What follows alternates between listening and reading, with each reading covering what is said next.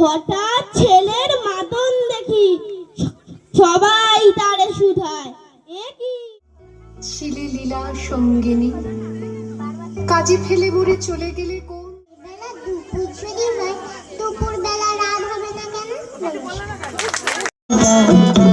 আয় তবে সহচরে হাতে হাতে ধরি ধরি নাচিবে ঘিরি ঘিরি গাহিবে গান। আনতবে বীণা। মেঘের কোলে রোদ হেসেছে, বাদল গেছে টুটি, আজ আমাদের ছুটি।